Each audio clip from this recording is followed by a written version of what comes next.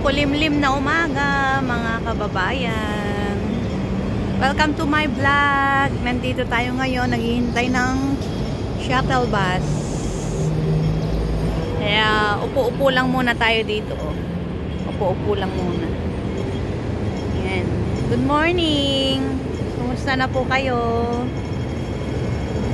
Sana ay nasa mabuti kayong kalagayan. At walang sakit.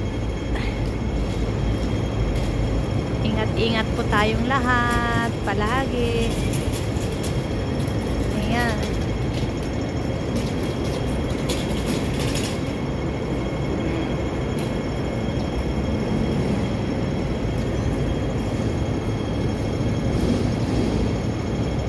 Mukhang aambon mamaya kasi makulimlim ang langit.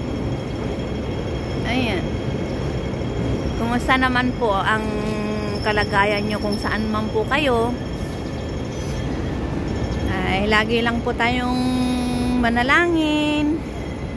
Laging mag-iingat. Lagi lang magpakatatag. Ano man ang sitwasyon sa buhay. Ganyan po talaga ang buhay sa mundo. Tiis-tiis lang po. Yung kagaya kong nahihirapan, matatapos din yan. Makakaluwag din tayo sa buhay. Huwag lang pababayaan ang sarili. Higit sa lahat, laging manalangin. Para lagi tayong iingatan ng nasa taas. Ayan. Ang ganda ng mga tram, oh. Iba-iba yung mga nakalagay na mga sticker nila sa ano,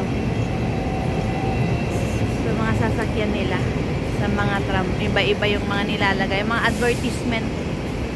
Ayan, malapit nang darating ang aking shuttle bus. Nasa 5 minutes or 2 minutes andyan na siya.